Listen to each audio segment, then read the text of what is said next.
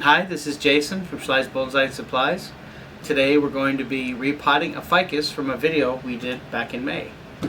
What we have here today is a homegrown Ficus rubiginosa, also called the Port Jackson fig.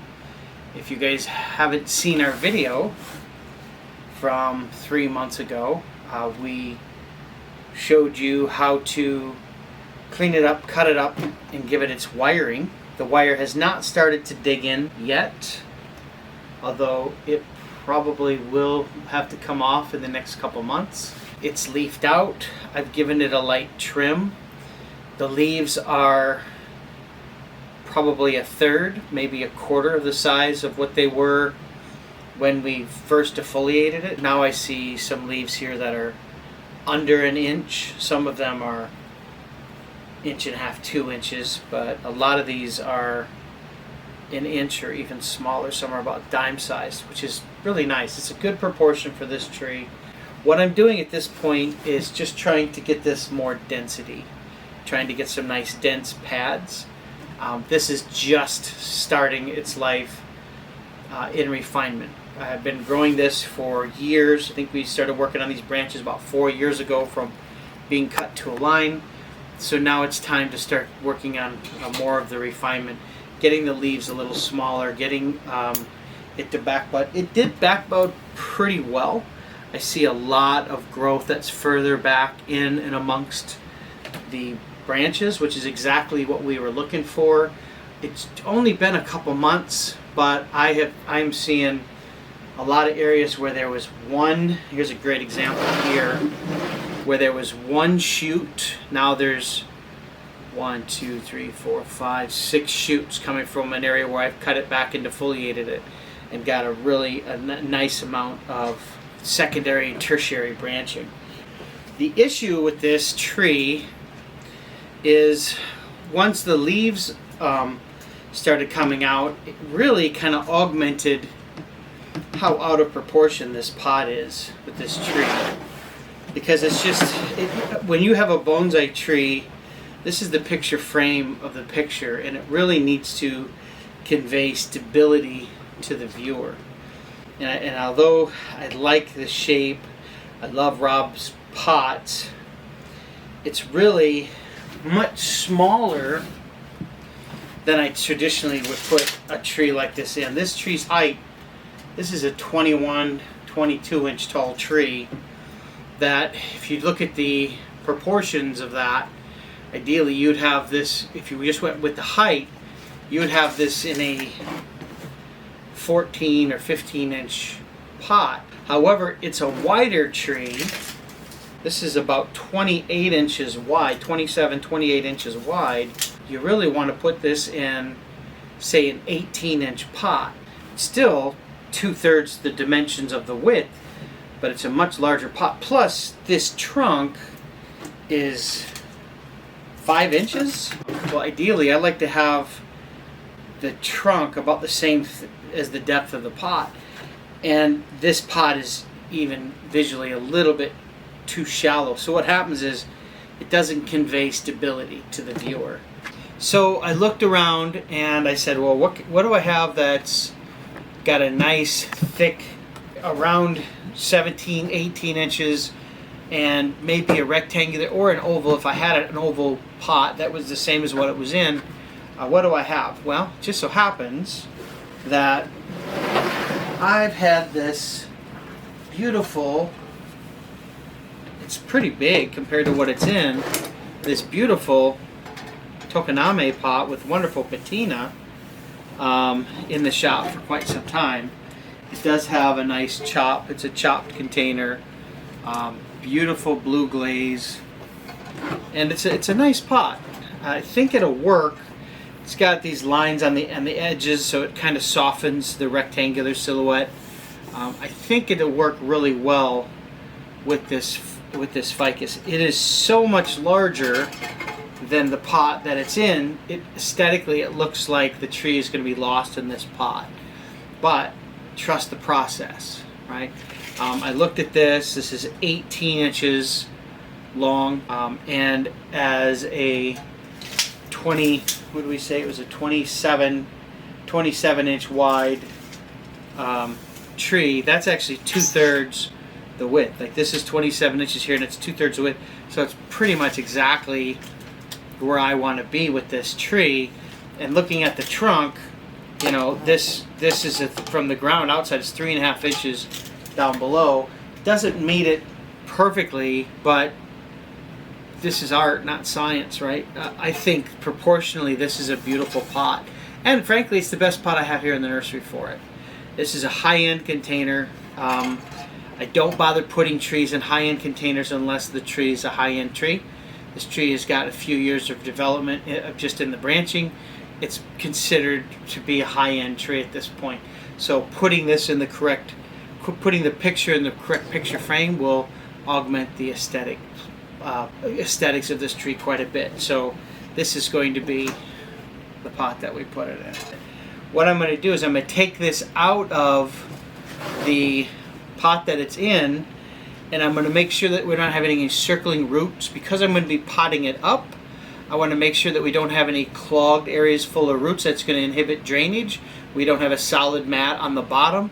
If I tease them out, I'm going to eliminate any of the longer roots, but I'm not going to cut it tight like I would if I was going to put it back in the same pot.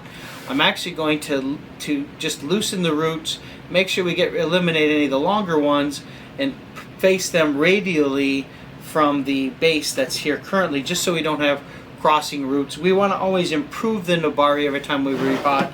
We don't want to just let it set. Like this is a perfect example. This root right here that has grown since we've repotted it, it's crossing the nabari. That'll get eliminated. Anything that's real long and straight with no ramification, that'll be cut up to start building ramification on the branches or on the nabari. You treat it just like you treat the branches. You let it grow long, cut it back, let it grow long, cut it back, because you're constantly refining and replacing the roots, just like you're constantly refining and replacing the top.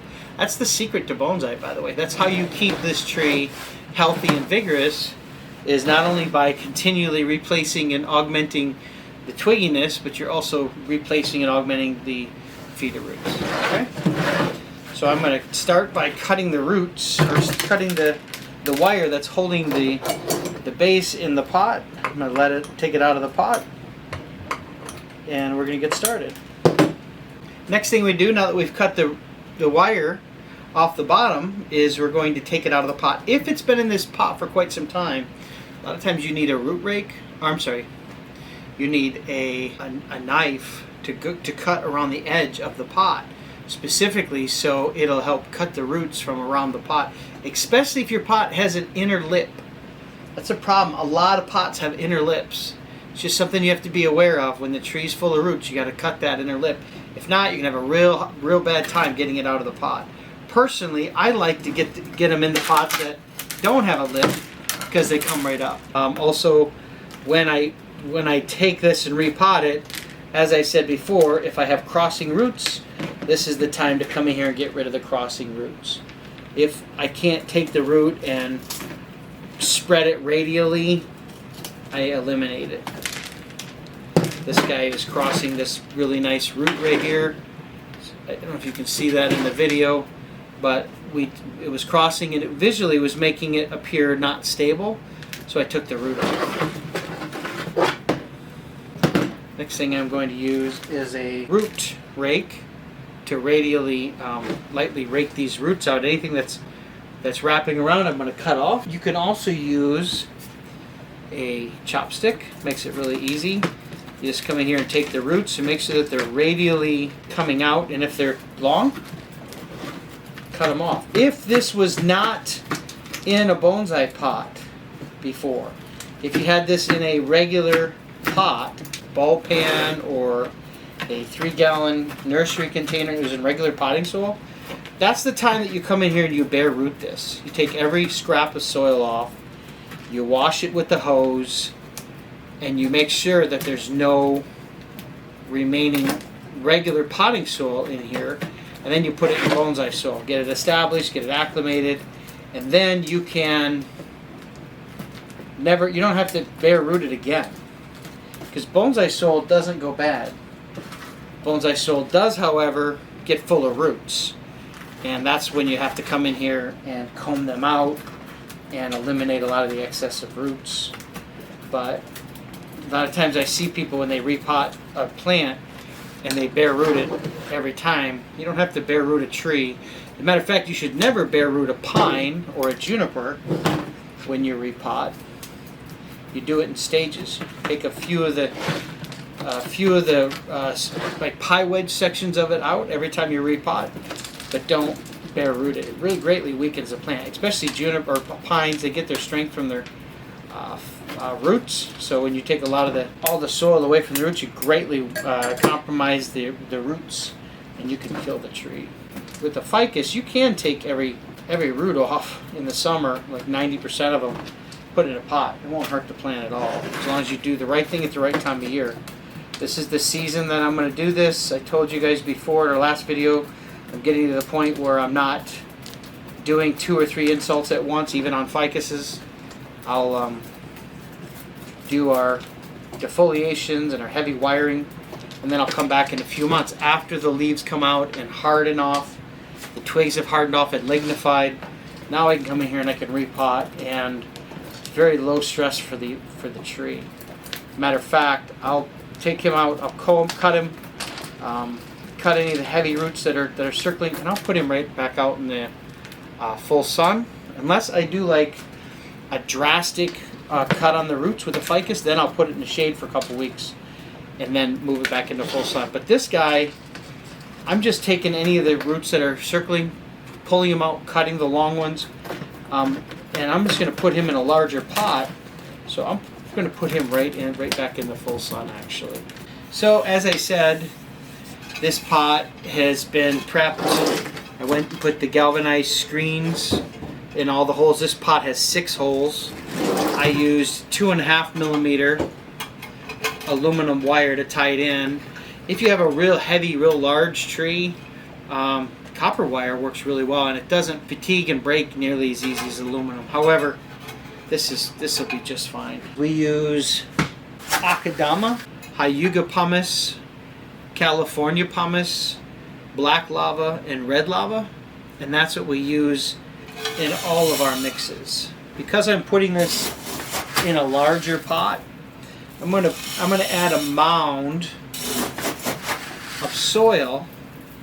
Because the first branch is on the right side, the trunk is going to be aesthetically on your guys' left, my right, a little bit more. It's not going to be perfectly centered in the pot. I don't like to put trees in the very center of the pot. I always want to have them a little off center, but aesthetically I want the tree visually stable and the composition centered. I don't want to look like it's falling out of the pot or it's right in the front of the pot. Ideally, if you do it in quadrants, the very center of the pot, I look at how much movement does the tree have. Does the tree have a ton of movement? If it has a ton of movement, it's coming way off to the right, I would move it more into the left. Again, to more center it in the pot. Put it a little bit on the left, and as it's going to the right, which I don't know how this is showing up on your thing, but is it showing, if it's going to the right, it would still be centered in the pot. Had I planted this way off to the right and put it off to the right, it definitely wouldn't look framed correctly. The picture wouldn't be framed. So this guy right here, this is our front. I've went in there, I've gotten rid of any of the roots that were, there isn't a lot of wrapping around. The roots are nice. It has a good root ball, but it still drains through just nicely. I put the mound in there, and then I kind of work it down in the mound specifically so you don't have any air gaps directly underneath the base. Right now it's not centered in the pot, it's just a little bit to the left. I want to make sure that I can see the front of it, and you have a nice front on this. Before I tie it in, I'm just going to check it. Yeah, that's a good base. Yeah, it's a nice looking tree. Alright, so this is going to be how we're going to place it in the pot. Now I'm going to use I don't want to be able to see any wires. If I have to tie the wire underneath some of the roots to hide it underneath the barry, so be it. You don't want to see any wire. If you see the wire, it's distracting. Frankly, it's poor placement. You should be able to put the wire underneath your Navari, or get it in and amongst it, but hidden underneath, but still hold the tree stable. And the reason why we tie them in is a bunch of reasons. One of the reasons is, well, I don't want this tree to fall out if we have a heavy storm. I want it tied in. So I get it nice and wired into the pot so it's nice and stable. You don't have to worry about it adjusting. Plus, you don't want it to get shifted as you're putting in the soil to move out of the placement that you have in the pot. So when I tie these, when I tie anything into the pot, I always pull, then twist.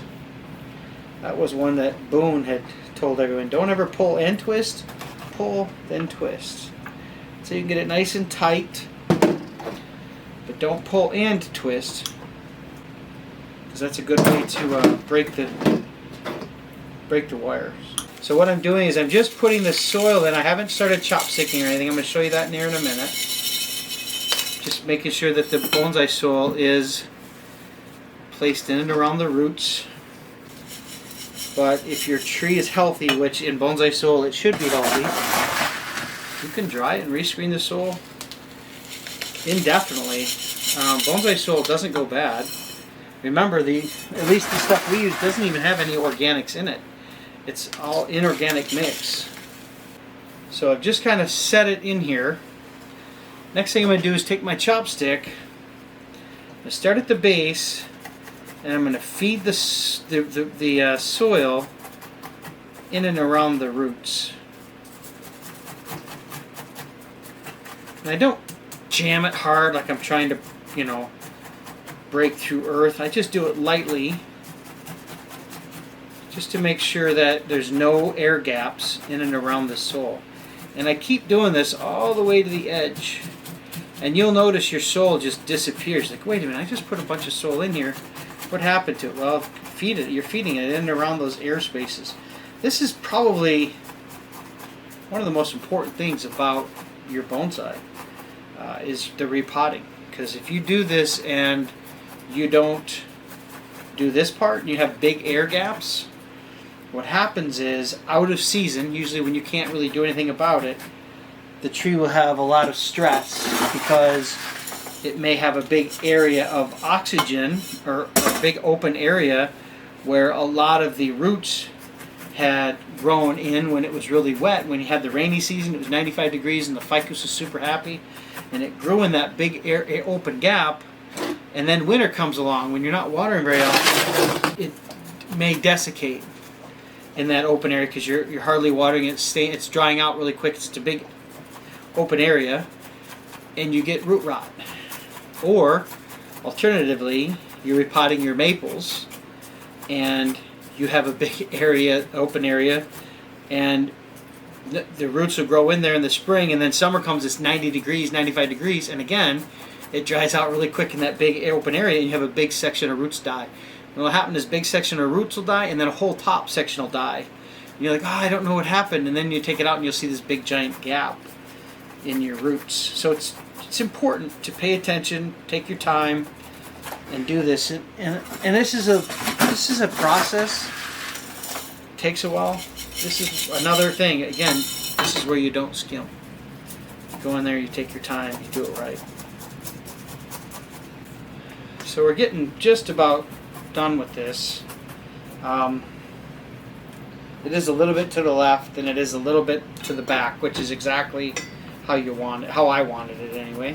And remember, as a budding bonsai artist, it's your job or your responsibility to find the right proportions, the right locations, and the right presentation that you want for your viewing audience of your bonsai tree, right?